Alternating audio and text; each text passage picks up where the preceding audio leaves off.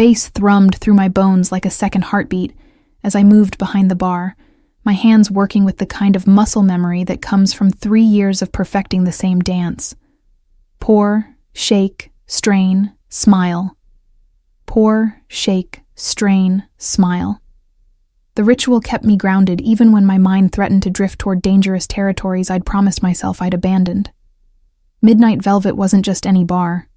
It was the kind of place where secrets came to breathe in the dark, where the city's power players came to pretend they were just like everyone else, where the music was always loud enough to drown out conscience, but never quite loud enough to silence memory.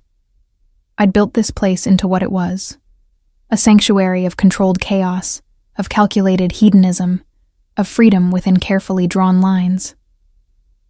The irony wasn't lost on me that I managed a bar owned by the one man I'd run from to find freedom. Sophia. Marco's voice cut through my thoughts, pulling me back to the present. He leaned across the polished mahogany, his smile easy despite the calculating look in his eyes. Marco had been one of Adam's men for as long as I'd known either of them, which meant he was dangerous in that quiet, efficient way that made smart people nervous. Table 7 needs another bottle of the Macallan, the good stuff. I nodded, already reaching for the top shelf where we kept the bottles that cost more than most people's monthly rent. My fingers wrapped around the familiar glass, and I felt that small thrill of power that came from controlling something valuable, even if it was just whiskey that would be gone by morning. The crowd tonight was the usual mix. Young professionals trying to look dangerous, actual dangerous people trying to look professional, and the tourists who'd somehow stumbled past our velvet rope and would have stories to tell for years about the night they drank in a place that technically didn't exist on any official city map. I loved it. Every messy, contradictory, beautifully chaotic second of it. "You're smiling," Jenna observed, sliding up beside me to grab fresh glasses. She was new, barely 3 weeks in, and still looked at the clientele with wide eyes that suggested she hadn't quite figured out what kind of establishment she was really working at. "Must be a good night." "Every night's a good night when you know what you're doing," I replied, letting just enough edge into my voice to remind her that authority here wasn't about volume. It was about certainty.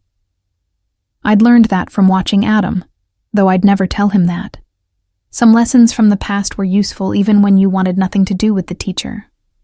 I moved through the bar with practiced grace, delivering the Macallan to table 7 where 3 men in expensive suits looked up at me with the kind of appreciation that would have made me uncomfortable once. Now, I just smiled, the one that said I saw exactly what they were thinking and found it mildly amusing, and returned to my domain behind the bar. The door opened, bringing with it a blast of October air that made the candles flicker across the room. I didn't look up immediately. Part of managing a place like this was knowing when to pay attention and when to let moments unfold naturally. But something made the air shift, made the hairs on the back of my neck stand up in a way that had nothing to do with the temperature. When I finally raised my eyes, the world narrowed to a single point of absolute certainty. Adam Clark stood in the doorway like he owned the shadows themselves. And technically, I supposed he did. He owned this bar, the building it occupied, probably half the block it sat on, and a good portion of the city's underground operations that made places like Midnight Velvet possible. But what caught my breath wasn't the power he radiated. I'd always known that about him. It was the way his dark eyes found mine across the crowded room with the precision of a heat-seeking missile, the way his mouth tightened almost imperceptibly when he saw me, the way 3 years of distance evaporated in the space between one heartbeat and the next. He looked the same. That was the cruel joke of it. The same dark hair that probably cost more to maintain than it should. The same sharp jaw that had traced paths down my neck while I gasped his name. The same broad shoulders that filled out his charcoal suit like it had been designed by someone who understood exactly what kind of weapon the male form could be. But it was his eyes that held me frozen. Dark, intense, and fixed on me with the kind of focus that used to make me feel like the only woman in any room. Now, it just made me acutely aware of how carefully I'd constructed the walls between who I'd been and who I'd become. I forced my hands to stay steady as I finished pouring the drink I'd been working on, forced my breathing to remain even, forced myself to remember that I was Sophia Miller, manager of the most successful underground bar in the city, not the woman who'd once fallen so hard for Adam Clark that she'd nearly lost herself in the process. Sophia. Marco appeared at my elbow again, his voice low. Boss is here. I noticed, I replied, proud of how level my voice sounded, as if my heart wasn't trying to claw its way out of my chest, as if I hadn't spent 3 years constructing an entire life specifically designed to avoid this exact moment. Adam moved through the crowd with the same fluid grace I remembered, people instinctively shifting out of his path without even seeming to register they were doing it. That was power. Not the kind you shouted about, but the kind that lived in your bones and radiated outward until the world bent around you. He reached the bar and settled onto one of the stools, with the casual ease of someone who knew exactly how much he intimidated everyone around him, and chose not to care. His eyes never left my face. Sophia Miller, he said, and hearing my name in his voice again was like touching a live wire. It's been a while. 3 years, 2 months, and 17 days, I replied before I could stop myself. Then, because showing weakness was never an option, I smiled, the dangerous one, the one that had made him crazy back when we were destroying each other. But who's counting? Something flickered in his dark eyes. Amusement? Desire? The old familiar dance of power that had always existed between us? Apparently you are. I'm good with numbers. I reached for a glass, needing something to do with my hands that wasn't reaching across the bar to see if his jaw still felt the same under my fingertips. What can I get you? I'm assuming you didn't come to one of your own establishments just to make small talk with the help. The help? He leaned forward slightly, and I caught that scent. Expensive cologne mixed with something uniquely him that used to make me want to crawl inside his skin. Is that what you're calling yourself now? That's what I am now. I met his gaze steadily, refusing to be the first to look away. Manager of Midnight Velvet, employee of the month for the past 36 months running, which I realize is a bit redundant, but it looks good on paper. You've done well with the place. His eyes swept the bar, taking in the subtle improvements I'd made over the years, the lighting that made everyone look like they had secrets, the seating arrangements that encouraged intimacy without feeling cramped, the music selection that kept the energy high without overwhelming conversation. Revenue's up 40% since you took over. Of course he knew the exact numbers. Adam knew everything. It was simultaneously one of the things I'd loved about him, and one of the things that had made leaving necessary. I'm good at my job, I said simply. You're good at everything you do. The way he said it, low and intimate, made heat pool in my stomach. That was never in question. Before I could formulate a response that wouldn't reveal how much his presence was affecting me, Marco appeared at Adam's shoulder, leaning in to murmur something I couldn't hear over the music. Adam's expression didn't change, but I saw the slight tension that entered his shoulders. I need to handle something, he said, standing in one fluid movement. But we're not done, Sophia. Not even close. I didn't realize we'd started anything, I replied, though we both knew it was a lie. We'd started something 3 years ago that neither of us had ever finished, and his presence here tonight suggested the universe wasn't done forcing us to deal with it. He smiled, that slow, dangerous smile that had always preceded the moments when he'd kiss me like he was claiming territory. Keep telling yourself that. Then he was gone, disappearing into the private rooms at the back, where I knew he conducted business that had nothing to do with liquor licenses and everything to do with the empire he'd built in the city's shadows. I let out a breath I hadn't realized I'd been holding. Holy shit, Jenna breathed beside me. That was Adam Clark. The Adam Clark. I've never seen him in person before. He's even more intense than the rumors suggest. The rumors don't know the half of it, I muttered. reaching for the bottle of vodka and pouring myself a shot before I could think better of it. I normally didn't drink while working, but Normal had just walked out of my life 3 years ago and apparently decided to make a dramatic reappearance. The rest of the night passed in a blur of drinks and forced smiles, and the constant awareness that Adam was somewhere in the building, conducting whatever business required his personal attention. I felt his presence like a weight, like gravity had shifted, and I was being pulled toward something I'd spent 3 years running from. At 2 a.m, I finally locked the doors behind the last stragglers and began the closing routine. The bar looked different in the quiet. Less seductive, more honest. Just wood and glass, and the lingering scent of expensive whiskey and cheaper perfume. "You can head out," I told Jenna and the 2 other bartenders who'd worked tonight. "I'll finish up here." They didn't argue. No one argued with me anymore. I'd earned that respect through 3 years of being consistently fair, occasionally ruthless, and never, ever showing vulnerability. Once they were gone, I let myself sag against the bar, pressing my palms flat against the cool wood. My reflection stared back at me from the mirror behind the bottles. Dark hair that I'd learned to wear loose again after Adam. Dark eyes that I'd learned to line with just enough makeup to look dangerous instead of fragile. Lips that I'd learned to paint red because it made me feel powerful. I looked like a woman who had her shit together. It was an impressive illusion. "You've changed your hair." I didn't jump, didn't gasp, didn't give him the satisfaction of being startled, even though my heart immediately kicked into overdrive. Instead, I straightened slowly and turned to find Adam standing in the doorway to the private rooms. His jacket gone, and his shirt sleeves rolled up to reveal forearms that I remembered with uncomfortable clarity. "You've been watching me," I observed. "Always." He said it without shame, without apology. "Even when you thought you'd disappeared." The admission should have made me angry, should have made me feel violated. Instead, it made me feel seen in a way that was both terrifying and intoxicating. "I didn't disappear," I corrected, moving to start wiping down the bar even though my hands weren't steady. "I left.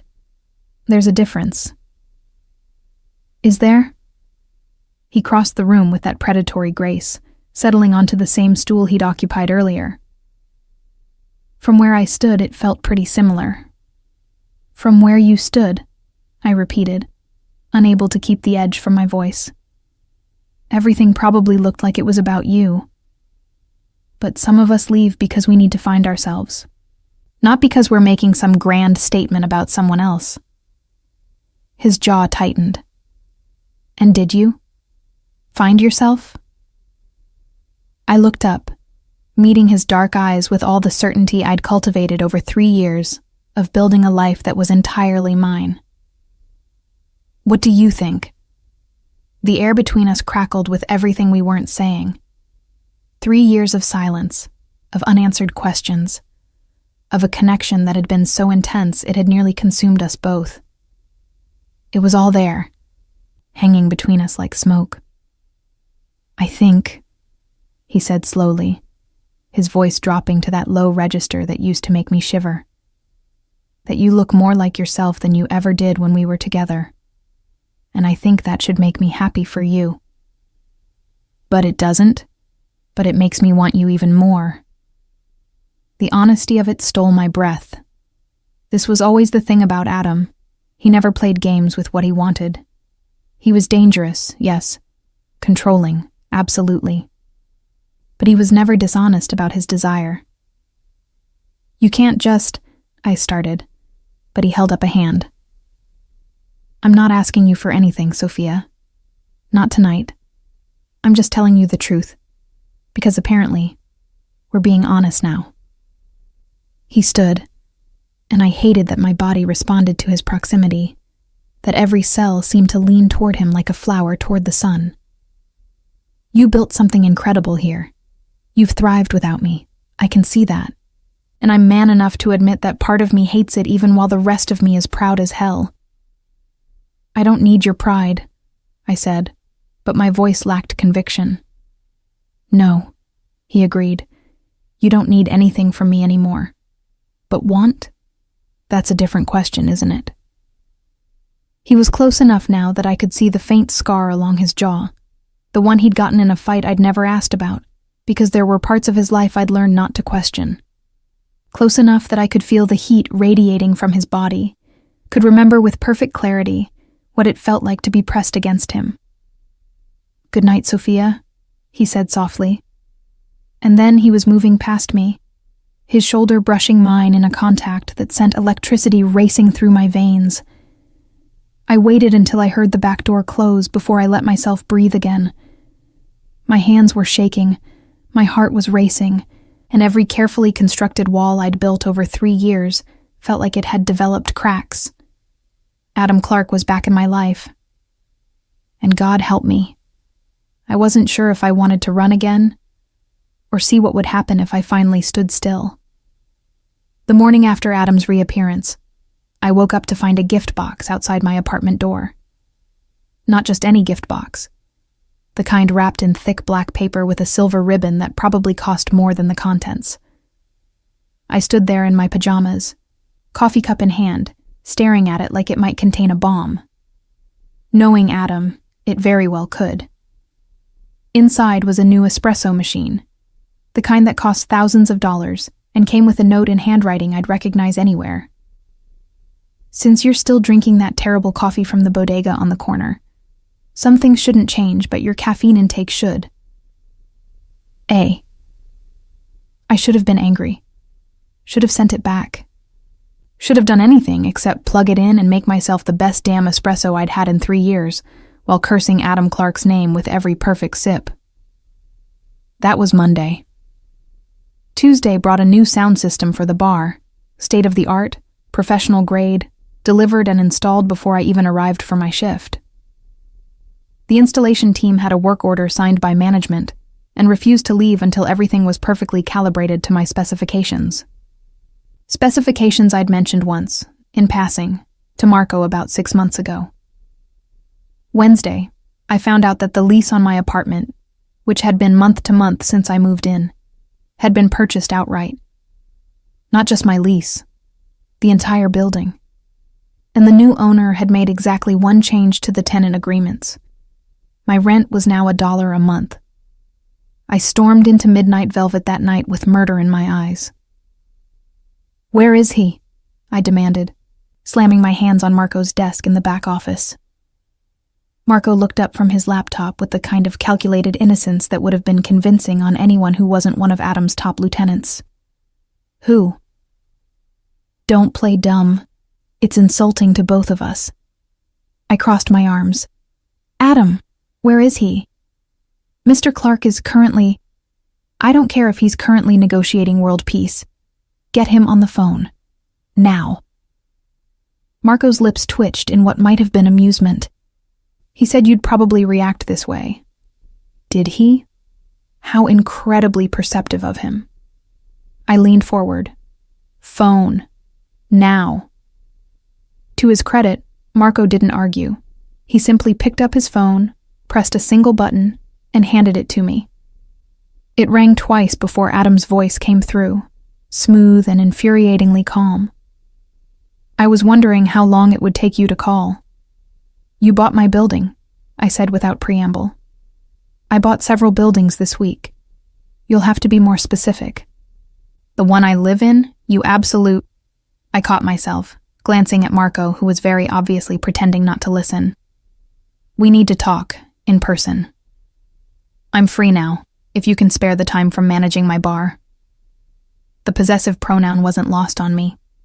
1 hour, Midnight Velvet, private room 3. "I'll be there in 30 minutes. I said 1 hour. "I heard you. But I'll be there in 30 minutes because that's how long it takes me to get there from where I am. And I've discovered I'm not particularly good at waiting when it comes to you." He hung up before I could respond. I stood there, Marco's phone still pressed to my ear, listening to dead air and trying to remember why letting Adam back into my life was a terrible idea. The list was long, detailed. I'd spent 3 years compiling it. But looking at it now, all I could think about was the way he'd looked at me 3 nights ago, like I was water and he'd been dying of thirst. "You okay, boss?" Marco asked, gently retrieving his phone. "Do I look okay?" "You look like a woman about to make either the best or worst decision of her life. That's oddly specific." He shrugged. "I've worked for Mr. Clark for 15 years. You learn to recognize the signs." I wanted to ask what signs, what he'd seen, what Adam had said about me in the 3 years I'd been gone. But pride kept my mouth shut. Instead, I straightened my shoulders and headed for the bar to do what I did best, pretend everything was under control while the world shifted beneath my feet. Adam arrived in exactly 30 minutes. He walked through the bar like he owned it, which, technically, he did. But there was something different about his presence tonight. More purposeful, more focused, like he'd stopped pretending this was just a casual check-in on one of his properties. I met him at the entrance to the private rooms, my arms crossed and my best don't mess with me expression firmly in place. "Room 3, I said shortly. "We need to talk." "By all means." He gestured for me to lead the way, and I felt his gaze on me the entire walk down the hallway. It was a physical thing, his attention, like heat against my back. The private rooms at Midnight Velvet were designed for discretion. Soundproof walls, comfortable seating, dim lighting that made everything feel like a secret. Room 3 was my favorite. Intimate, without being claustrophobic, with a small bar setup and a view of the city through floor-to-ceiling windows. I closed the door behind us and turned to find Adam already pouring 2 glasses of whiskey from the bar. He handed me one without asking if I wanted it. "So," he said, settling onto the leather sofa with the kind of casual grace that should be illegal. "You wanted to talk." "You bought my building." "I did. And my espresso machine." "Also true." "And the sound system for the bar." Guilty as charged. He took a sip of his whiskey, watching me over the rim of the glass. "Is there a question in there somewhere, or are you just reciting a list of my recent purchases?" "The question," I said, working very hard to keep my voice level, "is why. Why did I buy your building? Because the previous owner was planning to sell it to a developer who would have tripled your rent and displaced half the tenants, most of whom are elderly and on fixed incomes. That stopped me. How did you... I make it my business to know things." He set down his glass. "Why the espresso machine? Because life's too short to drink terrible coffee, and you deserve better than what that bodega sells. And the sound system? Because you mentioned wanting one, and I could provide it." He leaned forward, his dark eyes holding mine. "Is any of this actually a problem, Sophia? Or are you angry because I did something nice for you, and you're not sure how to handle it?" "I'm angry," I said carefully. "Because you're trying to control my life again." "No." His voice went hard. "I'm trying to make your life easier. There's a difference." "Is there? Because from where I'm standing, it looks like you're inserting yourself back into my world without asking if I want you there. Do you?" He stood, moving toward me with predatory intent. Want me there? I should have stepped back. Should have maintained distance. Should have done literally anything except stand there like prey watching a predator approach. "That's not the point," I managed. "That's exactly the point." He stopped close enough that I had to tilt my head back to maintain eye contact. "You left because you thought I was controlling you, that I was taking away your freedom. But Sophia, the coffee machine, the sound system, the rent, those aren't about control. They're about taking care of you because apparently, even after 3 years, I still can't stop myself from wanting to make your life better. You don't get to do that." I whispered. "You don't get to just take care of me without asking." "Why not?" "Because it makes it harder to remember why I left." The words hung between us, raw and honest, and more revealing than I'd intended. Adam's expression shifted, something fierce and possessive flashing across his face. "Good," he said quietly. "Because I've spent 3 years trying to forget you, Sophia, and it hasn't worked. Not even a little bit. So if my taking care of you makes you remember what we had, I'm not even slightly sorry."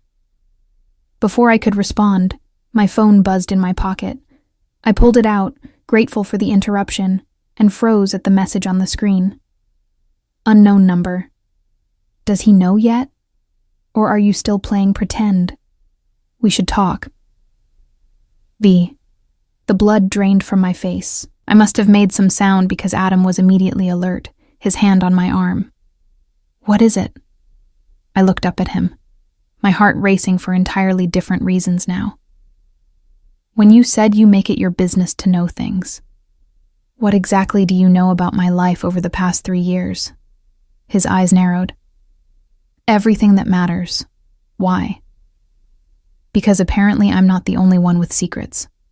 I handed him my phone, watched his expression go from concern to cold fury in the space of a heartbeat. "Who," he asked, his voice deadly quiet, "is V?"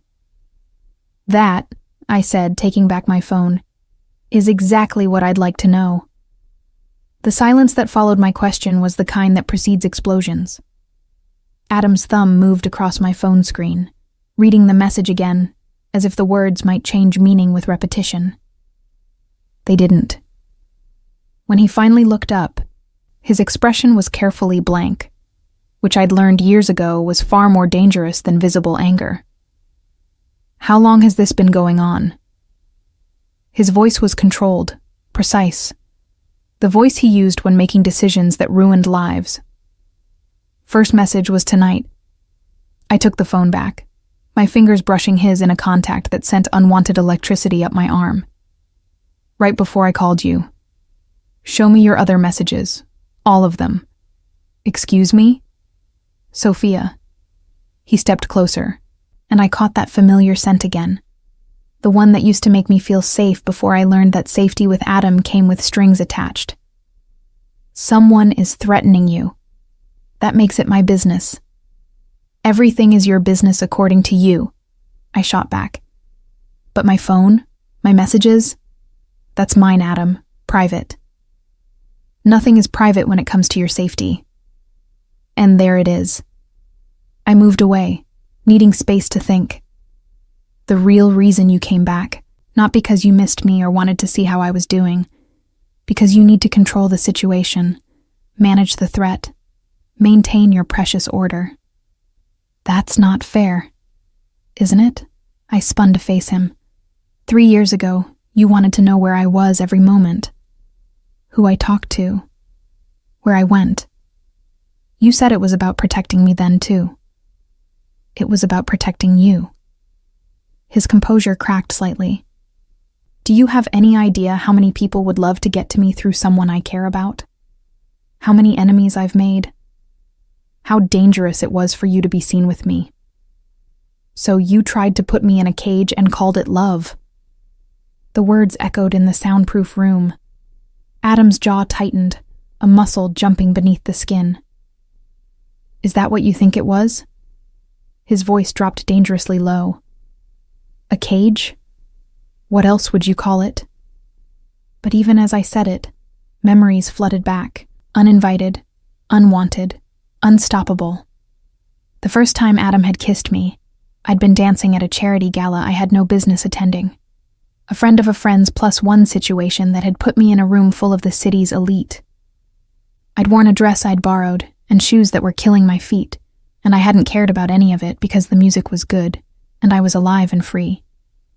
He'd watched me for an hour before approaching. I'd felt his gaze like a physical touch, had known exactly when he started moving toward me through the crowd. "You're trouble," were the first words Adam Clark ever said to me. "And you're used to people doing what you tell them," I'd replied, not backing down even though something in his dark eyes made my pulse race. "I'm guessing that's going to be a problem." He'd smiled, that slow, devastating smile. I'm counting on it. We'd left together that night. Ended up at some all-night diner where we'd talked until sunrise about everything and nothing. He'd been different then. Or maybe I'd just seen what I wanted to see. Less controlled. More human. He'd laughed at my jokes, had been fascinated by my complete lack of filter, had looked at me like I was the most interesting thing he'd encountered in years. The first month had been perfect. He'd given me space, had never asked where I was going or who I was with, had seemed content to exist in whatever moments we carved out together. But then someone had followed me home from one of our dates, one of his rival's men, looking to find leverage. Adam had found out, had dealt with it in whatever way Adam dealt with things, and everything had changed. Suddenly there were bodyguards I hadn't asked for, restrictions on where I could go alone, questions about every friend, every plan, every moment I wasn't with him. "I'm keeping you safe," he'd insisted when I'd pushed back. "You're suffocating me," I'd countered. The fights had escalated. His need for control versus my need for freedom. His fear for my safety versus my refusal to live in fear. Until one night, after a particularly brutal argument, I'd looked at him and realized I was disappearing. That the woman who danced without caring, who watched, who laughed too loud, who lived like every moment mattered, she was fading under the weight of his protection. So I'd left. Packed a bag while he was handling business, written a note that said only, "I need to breathe," and walked away from the most intense relationship of my life. "Sophia." Adam's voice pulled me back to the present. He was closer now, though I hadn't seen him move. "Where did you go just now?" "The past." I met his gaze, remembering why I left. And I was right to go. Something flashed in his eyes, pain, quickly masked. Even knowing what I know now, even understanding that my fear for your safety wasn't about controlling you. Your intentions don't matter when the result is the same. But my voice lacked conviction, because seeing him now, with 3 years of distance, I could recognize what I'd been too young to see then. He hadn't been trying to cage me. He'd been terrified of losing me. My phone buzzed again. Unknown. TikTok, Sophia. Secrets have expiration dates. Want to tell him, or should I? Adam's hand shot out, steady and certain, palm up. "Let me help. I don't need your help." "You needed it 3 years ago, too. That didn't stop me from trying." His dark eyes held mine. "The difference is, this time I'm asking, not demanding, not ordering. Asking. The distinction shouldn't have mattered, but it did."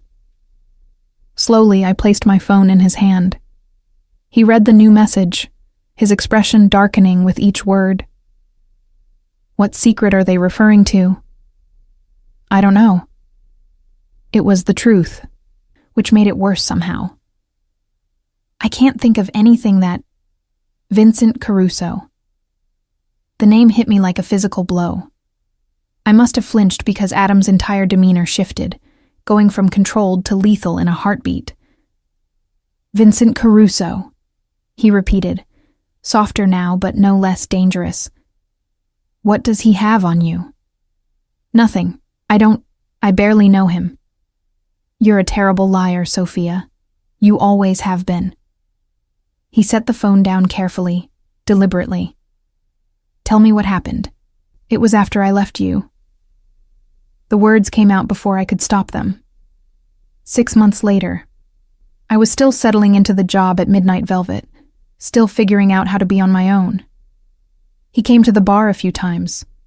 Was charming, persistent. Said he knew you, that you'd worked together.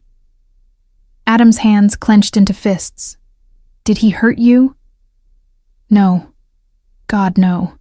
Nothing like that." I wrapped my arms around myself. He asked questions. About you. About your business. Where you kept certain records. Who you trusted. And I was angry enough and stupid enough that I answered a few before I realized what he was doing. industrial espionage. Adam's voice was flat. He was using you to get information about my operations. I didn't tell him anything important, I said quickly. Just small things, stupid things. Your schedule, where you like to eat, who you met with. I stopped as soon as I figured it out, but now he has leverage. Adam turned away, running a hand through his hair in the first truly uncontrolled gesture I'd seen from him. Christ, Sophia. Do you have any idea how dangerous Vincent Caruso is? What he could do with even small pieces of information about me? I know. I've spent 2.5 years terrified he'd use it against you somehow. Against me? He spun back. I don't give a damn about me. I'm worried about what he'll do to you if he decides you're more valuable as a message than as an informant. The raw fear in his voice caught me off guard. This wasn't the controlled mob boss. This was the man who'd once held me after a nightmare, who'd made me laugh until I cried, who'd looked at me like I was precious and breakable and worth protecting from the entire world. So what do we do? I asked quietly. We? He moved closer, his hand coming up to cup my face with a gentleness that made my throat tight. There is no we in this, Sophia. There's me handling a threat to your safety, and you letting me do it without fighting me every step of the way. That sounds an awful lot like control again. That's protection. His thumb traced my cheekbone. I'm not asking you to give up your freedom. I'm asking you to trust me enough to let me keep you safe while you live it. And the difference is? The difference, he said, his dark eyes holding mine with an intensity that stole my breath, is that I learned my lesson the first time. I can't keep you by putting you in a cage, Sophia.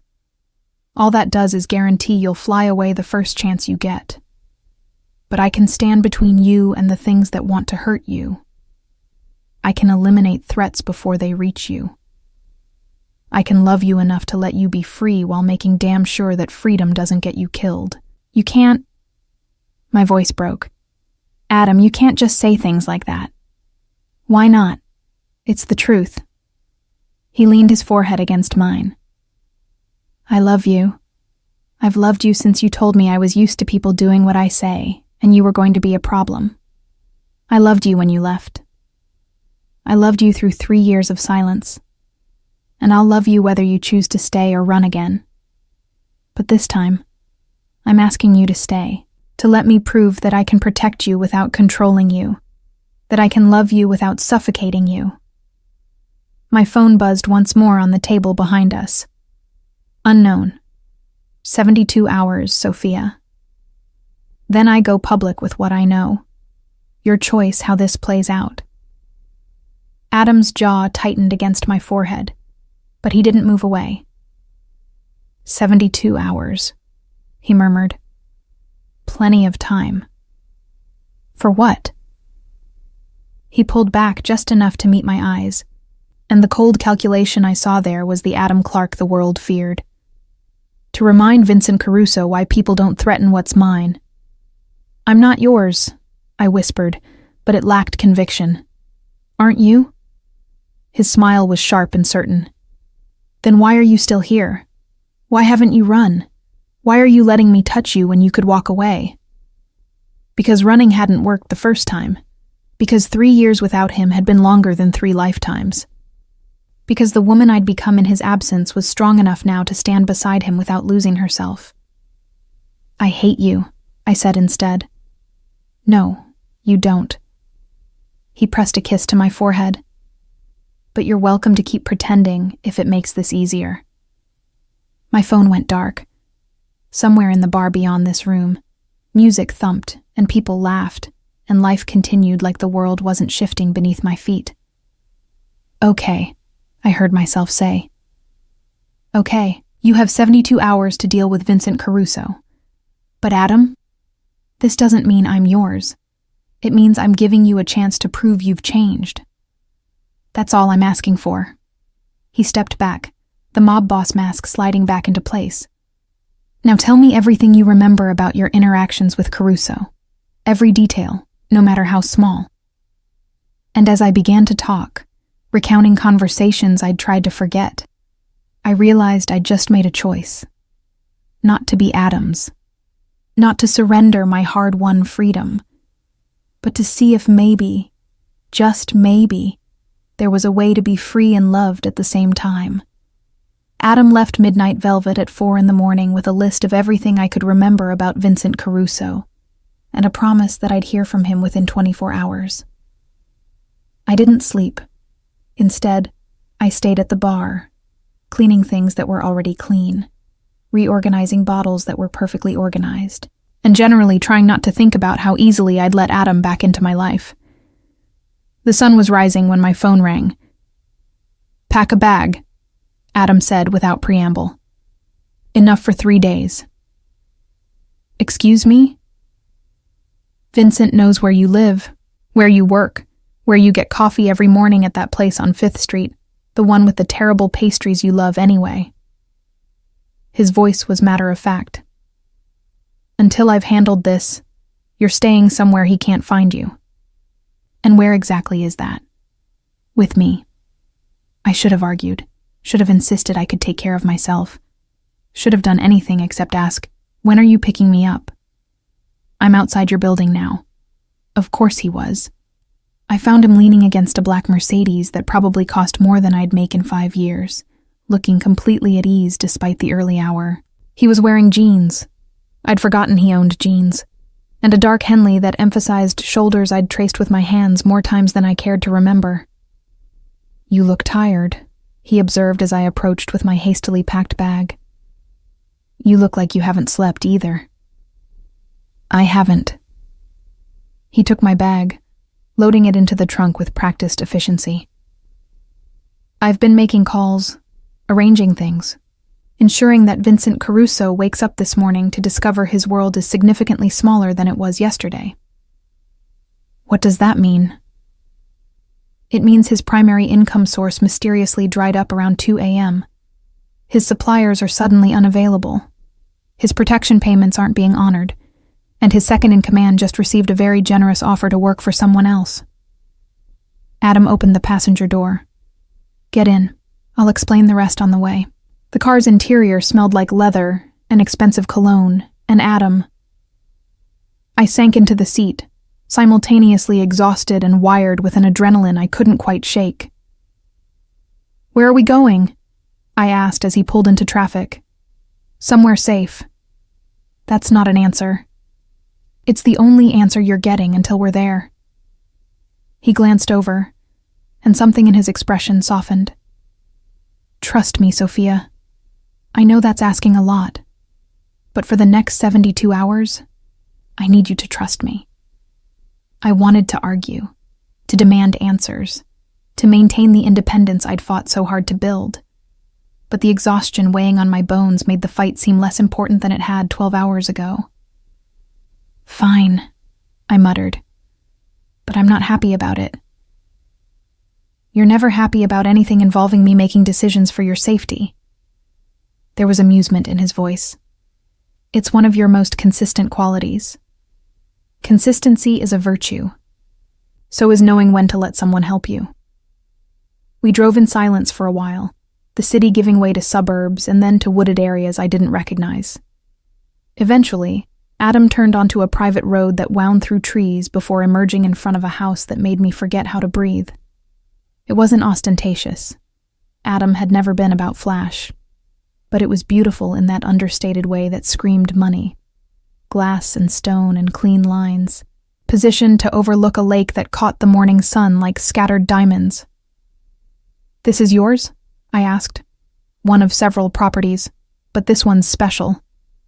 He parked and came around to open my door. "This one nobody knows about except Marco and a handful of people I trust with my life. And now me, and now you." He grabbed my bag from the trunk. "Come on, I'll show you around." The interior was just as stunning as the exterior. Open concept, floor-to-ceiling windows, furniture that managed to be both comfortable and clearly expensive. But what caught my attention was the small details.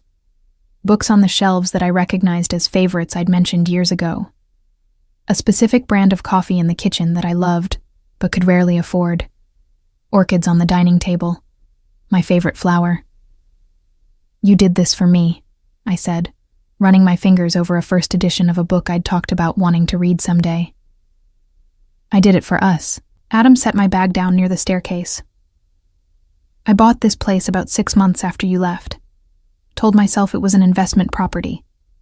But I spent the next 2.5 years making it into something you'd love, even though I wasn't sure you'd ever see it." The confession made my chest tight. "Adam, your room is upstairs, second door on the left." He cut me off, perhaps sensing I was about to say something neither of us was ready for. "Guest bathroom is attached. There's a closet with some clothes that should fit you. I had someone pick them up based on your current size." "You had someone—" I stopped. "Of course you did, because you know my size. I know everything about you, Sophia." His dark eyes held mine. I always have. It should have creeped me out, should have felt invasive. Instead, it felt like being known in a way I'd never experienced with anyone else. "I need to shower," I said, needing distance to process the emotions swirling through me. "And sleep. And possibly drink an entire bottle of wine. There's wine in the cellar. Help yourself." He moved toward the kitchen. "I'll make breakfast when you wake up. We can talk about next steps then." I was halfway up the stairs when his voice stopped me. "Sophia?" I looked back. "Thank you," he said quietly, "for trusting me enough to come here." "I haven't decided if I trust you yet," I replied, "but I'm too tired to run, so consider this a tactical retreat rather than surrender." His smile was small but genuine. "I'll take what I can get." The bedroom was perfect. Large enough to feel spacious, but not so large it was impersonal. The bed was massive, covered in soft gray linens that looked like clouds. The attached bathroom had a shower with multiple heads and a tub deep enough to swim in. I stood under water hot enough to turn my skin pink, letting it wash away the exhaustion and fear and confusion of the past 24 hours. When I finally emerged, wrapped in a towel that was softer than anything I owned, I found clothes laid out on the bed. Not the outfit from the closet, something else. One of Adam's t-shirts and a pair of his sweatpants. I shouldn't have put them on. Should have chosen something from the mysteriously well-stocked closet instead. But the fabric smelled like him, and I was tired enough to allow myself the comfort even if I'd regret it later. Sleep claimed me the moment my head hit the pillow. I woke to afternoon sunlight streaming through windows I'd forgotten to cover and the smell of something cooking downstairs. My phone showed I'd slept for 6 hours. There were no new messages from Vincent Caruso. There was, however, a text from Adam. "Lunch is ready when you are. No rush." I found him in the kitchen, sleeves rolled up, and an apron tied around his waist that should have looked ridiculous, but somehow didn't. He was plating what looked like an omelet with the kind of focus most people reserved for diffusing bombs. "You cook?" I asked from the doorway. He looked up, and something heated flashed in his eyes as he took in the sight of me wearing his clothes. "I have many skills you never discovered." That sounds vaguely threatening. That sounds like a promise. He gestured to the island where 2 plates waited. "Sit, eat, then we need to talk about what happens next." The omelet was perfect. Of course it was. Adam didn't do anything halfway. "Vincent called me this morning," he said after a few minutes of silence. "Wanted to negotiate." "Negotiate what?" "The return of his business operations in exchange for leaving you alone." My fork clattered against the plate. "You didn't—" I told him to go to hell. Adam's voice was calm. Then I reminded him that I could make things significantly worse if he continued to be a problem. He has 48 hours to leave the city. If he's still here after that, I stopped being polite. What does not being polite look like? You don't want to know. He was right. I didn't. But I also couldn't help being impressed by the efficiency with which he'd neutralized a threat that had been hanging over my head for years. Thank you, I said quietly. Don't thank me yet. We still have the actual secret to deal with. What secret? Adam set down his fork, his dark eyes serious. The one Vincent thinks he knows. The one he's been holding over you. Sophia, what information did you actually give him about me? I told him last night, but now, in the clear light of day, I could see he wanted more. Needed to understand exactly what Vincent might know. Meeting times, locations of restaurants you frequented, names of people you did business with, though I didn't know they were business at the time. I thought they were friends. I met his gaze. I told him about the warehouse on the east side, the one you used for storage. Adam went very still. What warehouse? The one with the green door, near the docks? When his expression didn't change, fear spiked through me. Adam, what was in that warehouse? Nothing anymore. His voice was carefully controlled. I moved everything 6 months ago. But if Vincent knew about it when it was operational... He stood, pulling out his phone. Excuse me. I need to make a call. He disappeared into another room, leaving me alone with my omelet and the dawning realization that I'd given Vincent Caruso information that could have destroyed Adam's empire if used correctly. When he returned 20 minutes later, his expression was grim. How bad? I asked. Manageable. But it explains a few things that happened 2 years ago that I couldn't account for. He sat back down, reaching across the table to take my hand. Sophia, I need you to understand something. What you told Vincent. It wasn't your fault. He manipulated you, used your anger at me against you. That's what people like him do. But I still told him. Yes, and I'm still handling it. That's what people like me do. His thumb traced circles on my palm. But going forward, I need you to promise me something. What? That if someone ever approaches you about me again, you come to me first. No matter how angry you are, no matter what we're fighting about, you come to me and we handle it together. That sounds like you're planning on us fighting a lot in the future. His smile was slow and devastating. Oh, Sophia, we're going to fight constantly. It's part of our dynamic. The question is whether we fight as enemies or as partners. And which are we now? He stood, pulling me up with him until we were standing close enough that I could see gold flecks in his dark eyes. That depends. Are you still planning to run the first chance you get? Are you still planning to control every aspect of my life? I'm planning, he said, his hand coming up to cup my face, to love you so completely that you never want to run. I'm planning to give you every freedom you've ever wanted while making sure you're safe enough to enjoy it. I'm planning to prove that you can be mine without losing yourself. Is that control? Or is that partnership? It's terrifying, I whispered. Good. His thumb traced my lower lip. That means it matters. He was going to kiss me. I could see it in his eyes, feel it in the way his body angled toward mine. And God help me, I wanted him to. Wanted to remember what it felt like to be claimed by Adam Clark.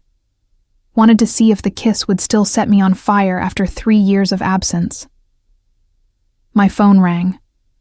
We both froze. I pulled it from my pocket, expecting Vincent. Instead, it was a number I didn't recognize with a local area code. Answer it, Adam said, his expression hardening. On speaker. I did. Sophia Miller? A woman's voice, professional and crisp. Yes? My name is Detective Sarah Chen. I'm with the Organized Crime Unit. I need to ask you some questions about Vincent Caruso and Adam Clark. How soon can you come to the station?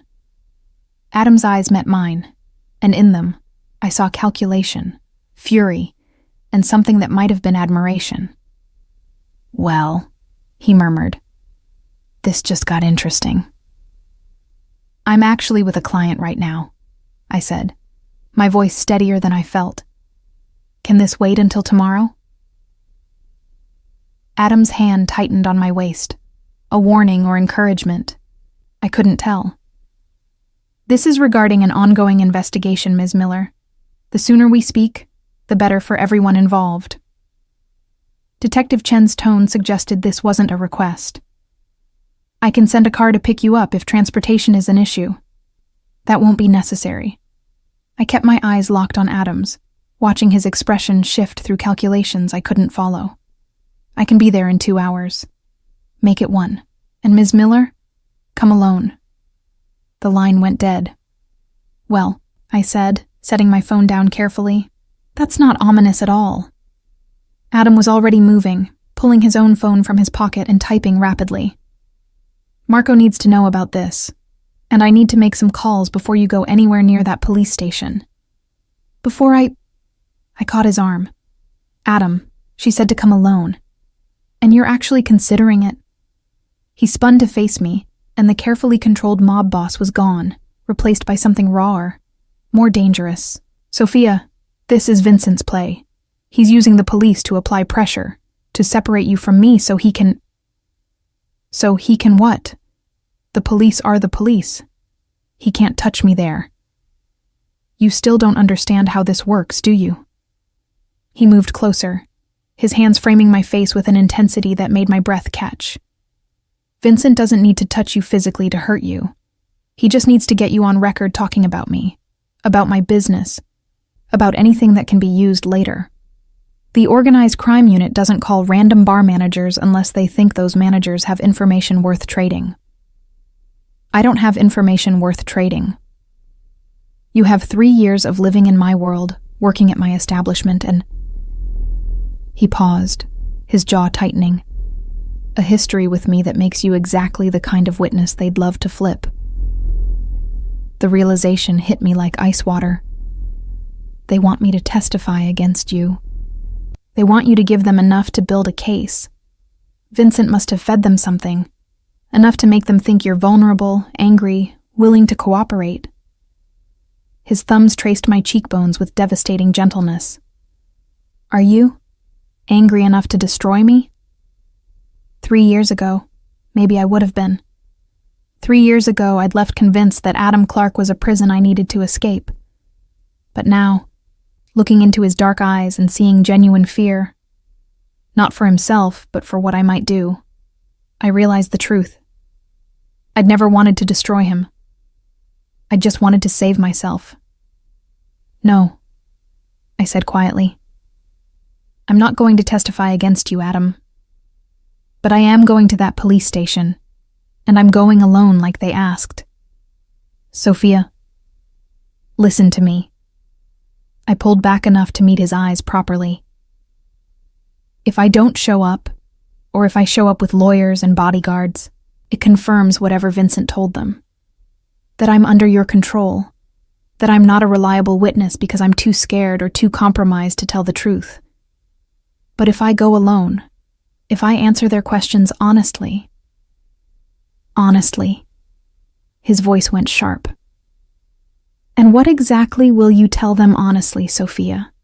That you work at a bar I own? That we have a history? That you've seen things, heard things, know things about my operations? I'll tell them I'm the manager of Midnight Velvet, that I've never been involved in your business dealings, that whatever Vincent Caruso told them is a lie meant to manipulate both of us. I caught his hands, holding them between us.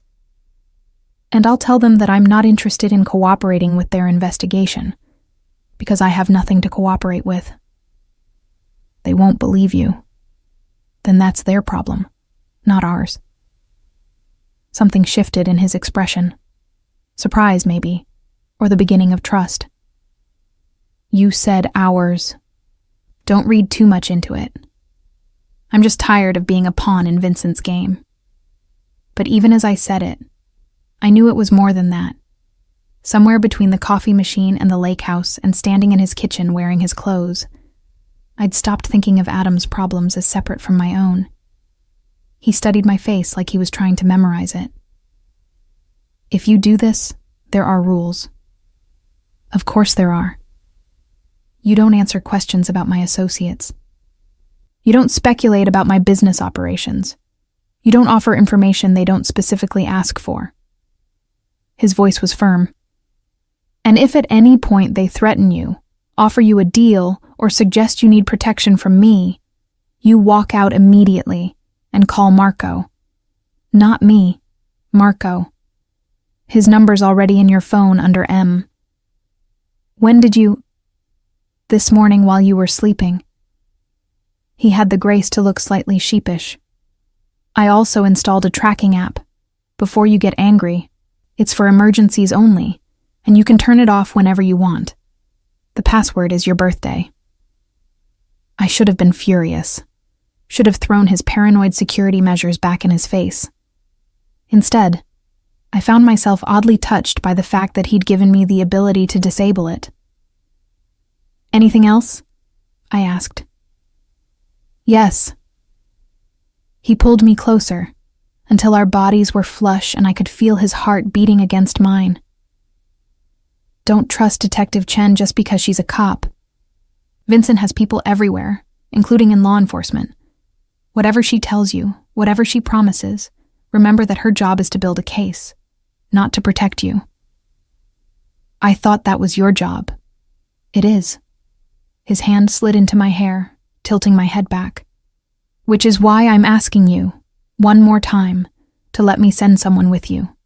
Not to speak for you, just to be there, to make sure you're safe.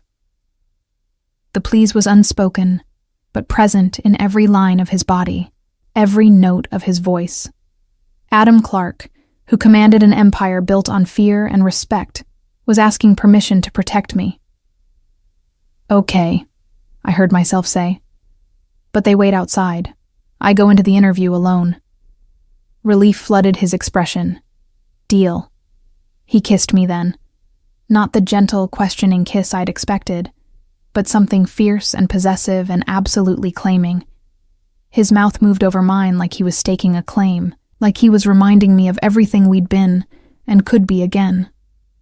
I kissed him back with equal intensity, my hands fisting in his shirt, my body pressing against his with a desperation I'd spent 3 years denying. When we finally broke apart, both breathing hard, his forehead rested against mine. Come back to me, he murmured.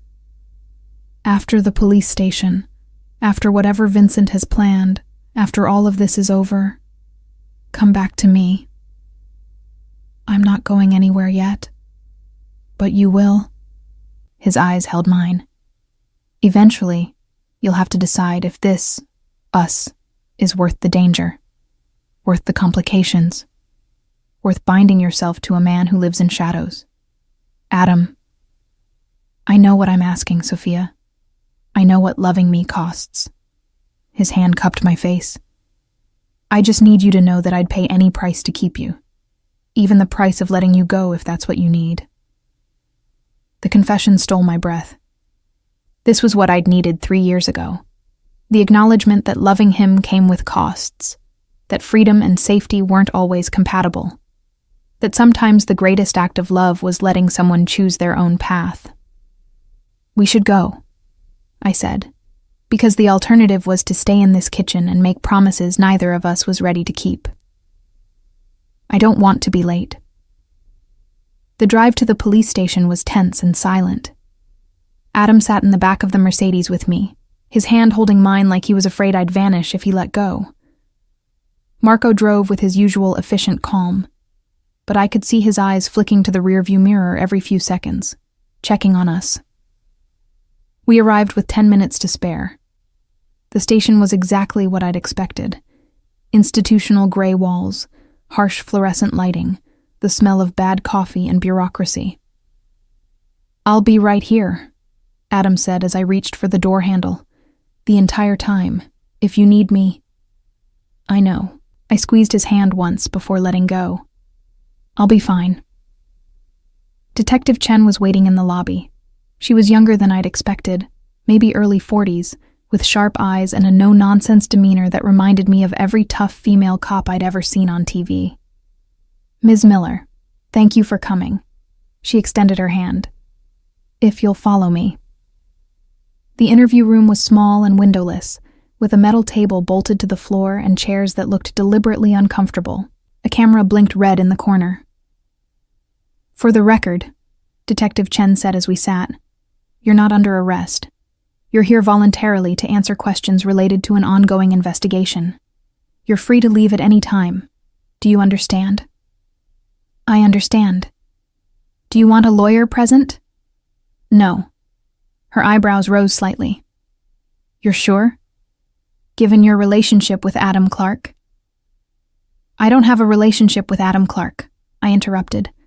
"I work at a bar he owns. That's the extent of our connection." "Is it?" She opened a folder, sliding a photograph across the table. It showed me and Adam at the lake house this morning, visible through the windows.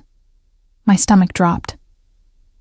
"We've been surveilling Mr. Clark for 6 months, Ms. Miller, which means we've been watching you for the past 24 hours. So let's try this again. What is your relationship with Adam Clark?" I looked at the photo, at the evidence of Adam's arms around me, his face buried in my hair, the intimacy of the moment captured and weaponized. And I realized Vincent Caruso had played us perfectly. "I want to call my lawyer," I said quietly. Detective Chen smiled. It wasn't a nice smile. "Smart girl. We'll wait." I pulled out my phone with shaking hands and dialed the number Adam had programmed under M. Marco answered on the first ring. "Problem?" "They've been watching the lake house," I said. "They have photos. We're coming in. Don't say another word until we get there." The line went dead. Detective Chen leaned back in her chair, studying me with professional interest. "Vincent Caruso warned us you'd lawyer up the moment things got difficult. Said Adam Clark has too much control over you to let you cooperate." She paused. "He also said you'd be wearing Mr. Clark's clothes when we brought you in. Looks like he was right about that, too." I looked down at Adam's t-shirt, visible under my jacket, and felt the trap close around us both. Outside, I could hear raised voices. Adam's, controlled but deadly. Marco's, calm and legal. And Detective Chen's partner, trying to keep them from storming the interview room. "Last chance, Ms. Miller," Detective Chen said. "Talk to us now. Help us build a case against the people really running this city's criminal enterprises, and we can offer you protection. Real protection, not the kind that comes with strings attached." Through the window in the door, I could see Adam. His eyes found mine, and in them, I saw everything. Fear, fury, and absolute trust that I'd make the right choice. The question was, what was the right choice? "I'd like to tell you a story, Detective Chen," I said, leaning forward in my chair. "About a woman who spent 3 years building a life on her own terms, who took a failing bar and turned it into the most profitable establishment in its category, who did it without help, without handouts, without anyone controlling her choices. Ms. Miller, I really think you should wait for your lawyer. That woman," I continued, "learned that independence isn't about being alone. It's about choosing who stands beside you. And she learned that sometimes the most dangerous thing you can do is let someone love you without losing yourself in the process." Detective Chen's expression shifted. "That's very poetic. It's also not an answer to my questions about Adam Clark's criminal activities. Because I don't have answers to those questions." I met her gaze steadily. "I manage a bar. I serve drinks. I handle inventory and staff schedules and customer complaints. What Adam Clark does outside of Midnight Velvet isn't my business, and frankly, I'm not interested in making it my business." "Even though you're sleeping with him?" "Even though I'm in love with him," I corrected, and felt the truth of it settle into my bones. Which, last I checked, isn't illegal. Neither is wearing his clothes or staying at his house or any of the other circumstantial evidence Vincent Caruso convinced you was proof of criminal conspiracy. Vincent Caruso is a credible witness. Vincent Caruso is a manipulative bastard who used me to try to hurt Adam 2 years ago and is trying to use your investigation to finish what he started. I stood, done with playing defense. And I'm done being anyone's pawn. So unless you're charging me with something, I'm leaving. Sit down, Ms. Miller. Am I under arrest? Detective Chen's jaw tightened. No. Then I'm leaving. When my lawyer arrives, direct him to the lobby. I walked to the door, half expecting her to stop me. She didn't. Instead, she said quietly, "He's going to destroy you, you know. Men like Adam Clark, they don't love people. They own them." I looked back over my shoulder. Maybe men like Adam Clark just need someone brave enough to love them without being owned. I guess we'll find out. The hallway was chaos. Adam stood nose to nose with a detective twice his size, his voice low and lethal. Marco had positioned himself strategically between Adam and 3 other officers, his lawyer face firmly in place. And there, standing near the precinct entrance looking smug and satisfied, was Vincent Caruso. Our eyes met across the crowded hallway. He smiled. Something in me snapped. I walked straight toward him, ignoring Adam's sharp call of my name, ignoring Marco's attempt to intercept, ignoring every rational thought that said confronting Vincent Caruso in a police station was a terrible idea. "You must be so proud of yourself," I said when I reached him. Setting me up, feeding lies to the police, trying to use me to destroy Adam. Very clever. "I didn't lie," Vincent replied smoothly. "I told them exactly what you told me 2 years ago. It's not my fault you were indiscreet about your boyfriend's business operations. Ex-boyfriend at the time, and you manipulated me into trusting you. I made you feel seen, made you feel like someone understood your frustration." His smile widened. "Is it my fault you were so eager to talk about Adam Clark that you didn't notice I was taking notes?" Behind me, I heard movement. Felt Adam's presence like heat at my back. But he didn't touch me, didn't intervene. He was letting me handle this my way. "You want to know what I told the detective in there?" I asked Vincent. "I told her you're full of shit, that whatever information you think you have is 2 years old, filtered through your manipulation, and completely useless for building any kind of case. I told her I'm not cooperating with her investigation because I have nothing to cooperate with." Vincent's smile faltered. "You're lying." "Am I? Or did you overplay your hand by assuming I'd be so desperate to get away from Adam that I'd burn his entire world down to do it?" I stepped closer, lowering my voice. "You don't know anything about what Adam and I have, Vincent. You don't understand that love and freedom aren't mutually exclusive. And you definitely don't understand that I'd rather stand beside Adam in his darkness than spend another second in your mediocre light." "You'll regret this," Vincent said, his mask slipping to show real anger. "When he tightens the leash, when you realize you've traded one prison for another." "The only person going to prison," Adam's voice cut in, cold and certain, "is you, Vincent, that federal warrant for tax evasion. The one my people made sure was fast-tracked. It's being executed right now at your office." As if on cue, Vincent's phone rang. He pulled it out with shaking hands, looked at the screen, and went pale. "You son of a bitch," he breathed. "I told you not to threaten what's mine." Adam's hand settled on my waist, possessive and protective in equal measure. "Did you think I wouldn't have contingencies? That I'd just let you use Sophia to hurt me without consequences? The police will be very interested in your financial records once the feds are done with them. I believe there are several shell corporations that link directly to the organized crime Detective Chen is investigating.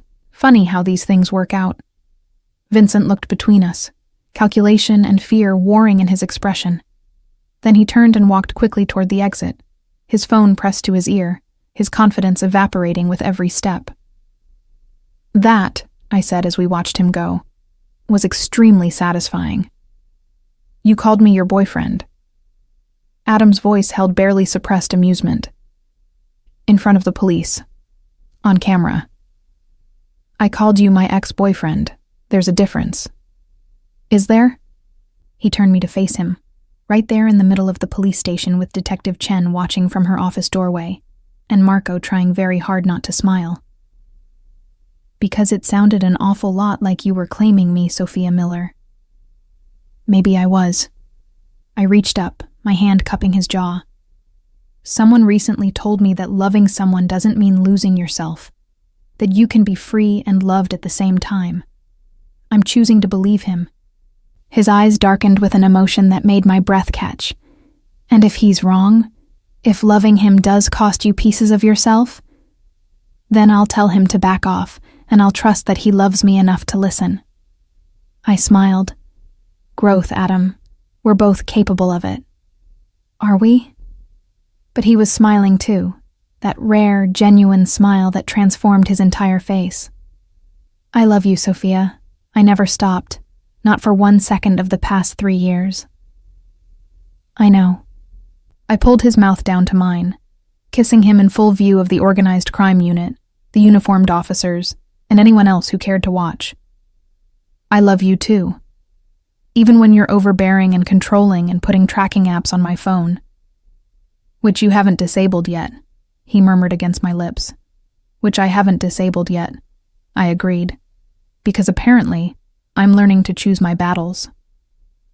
We should go, Marco said from behind us, his tone suggesting he'd been trying to get our attention for a while. Before Detective Chen decides to arrest you both for public indecency. Adam pulled back with obvious reluctance. He has a point. He usually does. I laced my fingers through Adam's. Take me home. Which home? The apartment? The lake house? The penthouse downtown? Whichever one has you in it. I squeezed his hand. That's home now. The ride back to the lake house was different than the morning's trip. Adam's hand never left mine, his thumb tracing patterns on my skin that spoke of promises and possibilities. Marco drove with his usual efficiency, but I caught him smiling in the rearview mirror more than once. So what happens now? I asked as the city gave way to trees. With Vincent, with the police, with all of it. Vincent will be busy with federal prosecutors for the foreseeable future, Adam replied. The police investigation will quietly disappear once they realize their primary witness is compromised. And we... He paused, his dark eyes holding mine. We figure out what comes next. Together. Together, I repeated. I like the sound of that. Good. Because I have plans, Sophia. Plans that involve you staying. Really staying this time. What kind of plans? His smile was slow and devastating. The kind where I prove every single day that you made the right choice. Where I give you every freedom you've ever wanted while making sure you're protected enough to enjoy it. Where we build something unbreakable. That's a lot of plans. I'm a man who thinks long term. He pulled me closer until I was practically in his lap. And my long-term plans have featured you since the moment you told me I was trouble and danced away before I could respond. I told you that you were used to people doing what you say, I corrected. You were the one who called me trouble. Because you are trouble. His hand slid into my hair. The best kind. The kind I never want to be free of. Good. I kissed him again, softer this time. Because I'm not going anywhere. Not this time. Not ever. Promise? Promise. And I meant it. Not because Adam had convinced me or controlled me or trapped me, but because somewhere between running away and running back, I'd learned the truth. Freedom wasn't about being alone. It was about choosing who you stood beside. And I chose Adam Clark. With all his darkness, all his protection, all his fierce, possessive love. I chose us. 3 months later, I stood behind the bar at Midnight Velvet, watching Adam conduct business in the private rooms with the same efficiency he brought to everything. But now, when he emerged, his eyes found mine immediately. And when the bar closed, he didn't go back to one of his many properties alone. He came home. To me. We fought, of course, about boundaries and safety and how many bodyguards were really necessary for a simple grocery run. But we also loved, fiercely, completely, with an honesty we'd never managed the first time around. Because this time, we weren't trying to cage or escape each other. We were just choosing, every single day, to be free together. And that made all the difference.